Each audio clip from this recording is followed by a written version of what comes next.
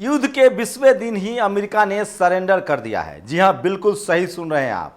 America युद्ध हार गया है। इजराइल की बर्बादी ने यह तय कर दिया है कि उसका नक्शे से खात्मा होगा। और सोचिए, मैंने जैसे कल बताया था, एक ही रात में 9 देशों पर ईरान ने जब हमला किया तो ये 9 के 9 देश आपस में मिल गए और ये ईरान के खिलाफ बयान जारी कर रहे हैं। लेकिन इसमें से कोई ऐसा देश नहीं है जो ये सवाल पूछे कि अमेरिका को तुमने पनाह क्यों दिया है, तुम्हारे देश में अमेरिका के सैनिक क्यों हैं, अमेरिकी अड्डे क्यों हैं और अमेरिका क्यों तुम्हारे देश से ये हमला कर रहा है। आज की सबसे बड़ी खबर है, अमेरिका ने जल डमरू मध्य, जो वो रास्ता होर्मुज स्ट्रीट जहां से एशिया को गैस मिलता है, अपने नौसैनिकों को वापस बुलाना शुरू कर दिया है। साथ ही अमेरिका ने कहा है कि कतर में जितने उसके सैनिक अड्डे हैं वो वापस आए। मैं फिर कह रहा हूं, सवाल यह कि ये देश, कल एक बड़ी बैठक हुई है, सऊदी अरब, अजरबैजान, बहरीन, मिस्र, Jordan, Kuwait, Lebanon, Pakistan, Qatar, Syria, Turkey और संयुक्त अरब अमीरात। सवाल है कि ये देश तब कहां थे? आप इसमें इराक का भी नाम दर्ज कर लीजिए।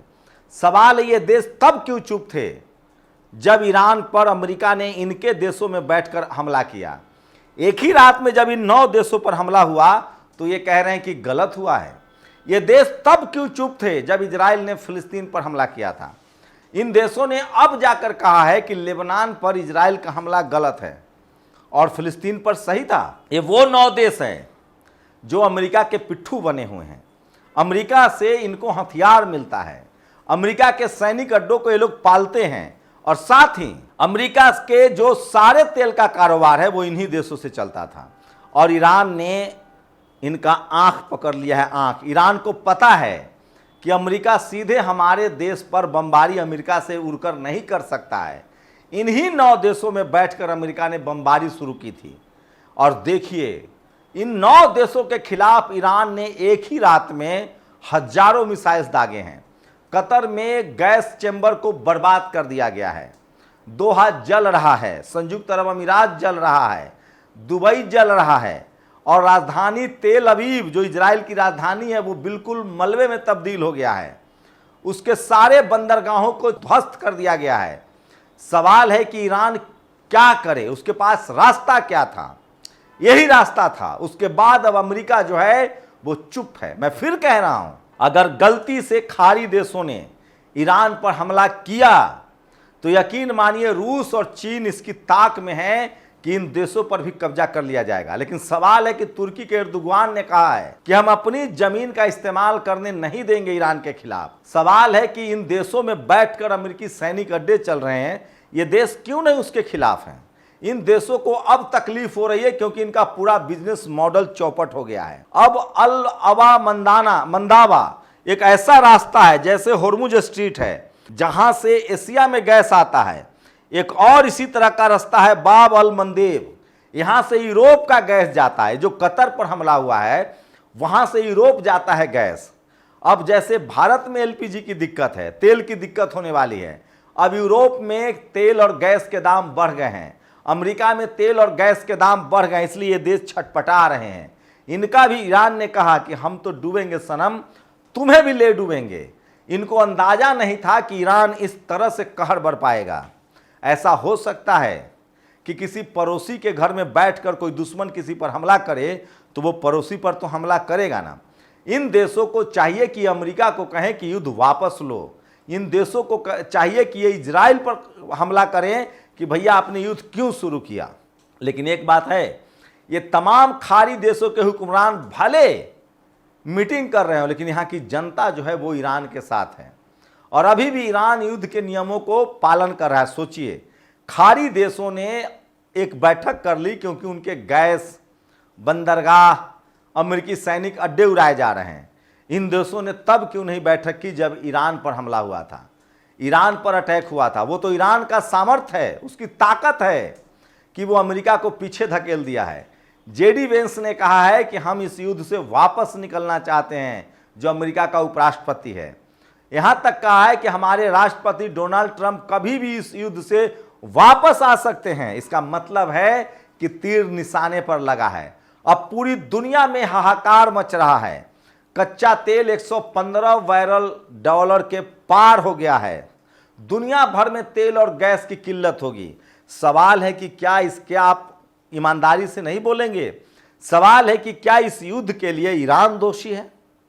सवाल है कि क्या ईरान ने पहले हमला किया? सवाल है कि इजराइल को ईरान क्यों नहीं पसंद है?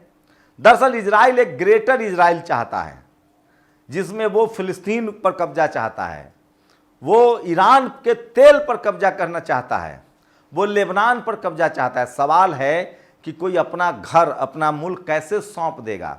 ईरान अपनी संप्रभुता की लड़ाई लड़ रहा है और ये खाड़ी देश अमेरिका के पिट्ठू बने हुए हैं और इसीलिए इनको लगता है कि अगर हमने कुछ भी ऐसा किया, सवाल है कि ये लोग क्यों नहीं कह रहे हैं कि हमारे देशों से अमेरिका हमला न करे। अगर अमेरिका को ईरान को जीतना है तो अमेरिका अपने देशों से हमला करे। सोचिए, यूरोप का कोई भी देश अमेरिका के साथ नहीं है।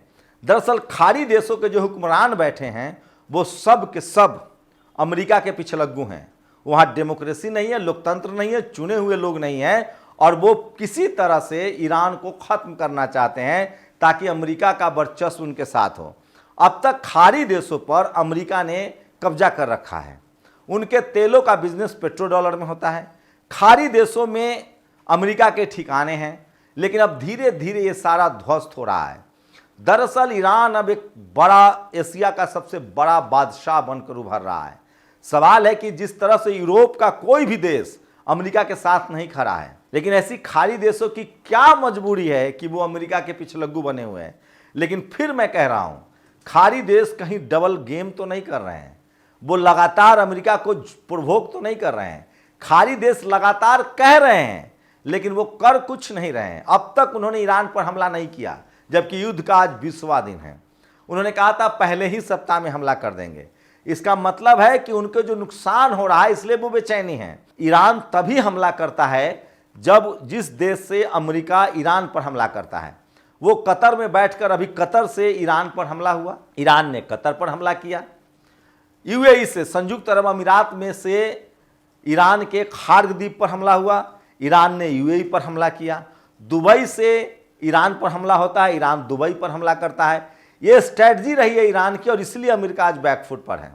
अगर इन 9 देशों पर, अभी पाकिस्तान पर हमला नहीं हुआ है, लेकिन ईरान ने धमकाया था कि अगर तुमने अपना एयर स्पेस इस्तेमाल करने के लिए अगर दे रहे हो तो तुम पर भी हमला करेंगे। मैं फिर कह रहा हूं, अब ईरान झुकने वाला नहीं है, चुप रहने वाला नहीं है। और मुझे लगता है कि खाड़ी देशों की भी मिलीभगत है, वो भी चाहते हैं कि किसी भी तरह से अमेरिका से उनको छुट्टी मिल जाए, मुक्ति मिल जाए। और अब खबर नहीं आ रही है कि अमेरिका ने अपने सैनिकों को वापस बुलाना शुरू कर दिया है। दुबई से भी, कतर से भी, सीरिया से भी, सारे खाड़ी देश से वो अपने सैनिक वापस बुला रहा है और साथ ही होर्मुज स्ट्रीट से भी सैनिक वापस बुला रहा है। वहीं यमन के लड़ाके हुती ने कहा है अल अदा मंदेब को भी बंद कर देंगे। ये वो रास्ता है जहां से यूरोप के देशों में तेल और गैस जाता है। तो युद्ध के 20वें दिन ही सरेंडर कर दिया अमेरिका ने। इजराइल की तो पूछिए मत। जो हालत इजराइल ने फिलिस्तीन का किया था, वही हालत अब कहीं ना कहीं कमोबेश इजराइल का हो चुका है। और ईरान ने दिखा दिया है कि उसके मिसाइलों की गूंज और ताकत कितनी भयानक और कितना ज़्यादा है। सोचिए, एक अकेला ईरान ने अमेरिका को ध्वस्त कर दिया है, लेकिन अब ईरान के साथ कई देश आ गए हैं। हुती लड़ रहा है, लेबनान हिजबुल्लाह लड़ रहा है और धीरे धीरे ही सही पूरी दुनिया की सिंपैथी। अमेरिका के लिए सबसे बड़ा बैकफुट पर यह बात हो गई कि नाटो ने लड़ने से इनकार कर दिया। जर्मनी, फ्रांस, इंग्लैंड, स्पेन, इन तमाम देशों ने इनकार कर दिया। और खाड़ी देश मीटिंग तो करते हैं लेकिन वो ईरान पर हमला नहीं कर रहे हैं। और जब तक खाड़ी देश नहीं चाहेंगे, ईरान पर हमला नहीं करेंगे, ईरान को कोई नहीं हरा सकता है। लेकिन ईरान की मजबूरी है खाड़ी देशों पर हमला करना। दरअसल ईरान पर इन्हीं खाड़ी देशों से बैठकर अमेरिका के जहाज उड़ रहे हैं, अमेरिका के जहाज़ों में तेल डाले जा रहे हैं, अमेरिका के मिसाइल दागे जा रहे हैं। इसलिए उन सैनिक अड्डों पर हमला करना ईरान की मजबूरी है। और इसलिए अब खाड़ी देशों को लगता है कि हमें एक संयुक्त बयान जारी करना चाहिए। मैं फिर कह रहा हूं, इस युद्ध के लिए इजराइल और अमेरिका जिम्मेदार है, ये पूरी दुनिया मानती है और ये खुद अमेरिका और यूरोप मानता है। दुनिया भर के सारे देश कह रहे हैं कि इस युद्ध को इजराइल और अमेरिका ने शुरू किया है तो खत्म करने की भी जिम्मेदारी उनकी है। ईरान ने साफ कहा है कि हमारे आंख पर हमला होगा तो हम आंख पर हमला करेंगे। सबसे पहले ईरान के बैंक, ईरान के रिफाइनरी, ईरान के बच्चों पर बम गिराया इजराइल और अमेरिका ने। अभी भी ईरान तमाम खाड़ी देशों में सिर्फ अमेरिकी ठिकानों पर हमला कर रहा है, अमेरिकी लोगों को निशाना बना रहा है और अमेरिकी साम्राज्य को निशाना बना रहा है। ये बात सच है। सवाल यह है कि खाड़ी देशों ने जो बैठक की है, क्या वो अमेरिका के खिलाफ भी बोलेंगे? ये बड़ा सवाल है। अब धीरे धीरे ही सही, पहले तुर्की ने बोल दिया था, उसके बाद कई खाड़ी देशों के नेताओं ने कहा कि हम किसी भी कीमत पर अमेरिका को अब सपोर्ट नहीं करेंगे। लेकिन जैसे ही ईरान लगातार बमबारी कर रहा है, इसमें भी इजराइल की बड़ी मंशा हो सकती है। दरअसल इजराइल और अमेरिका चाहता है कि अमेरिका और इजराइल इस युद्ध से निकल जाए और खाड़ी देश और ईरान को लड़ा दिया जाए। देखते हैं इस मंसूबे में वो कामयाब होता है कि नहीं। लेकिन तुर्की ने कह दिया है, जो कम से कम खाड़ी देशों का लीडर है, कि हम अपने ही भाई के खिलाफ अब और लड़ाई नहीं लड़ेंगे। शुक्रिया। नेशनल दस्तक की आपसे गुजारिश है कि अगर इसको बचाना चाहते हैं तो नेशनल दस्तक को सब्सक्राइब करने के लिए रेड कलर के सब्सक्राइब बटन को दबाएं, फिर बेल आइकन की घंटी दबाएं। नेशनल दस्तक को बचाने के लिए बहुत जरूरी है कि हर खबर को शेयर करें, लाइक करें, कमेंट जरूर करें।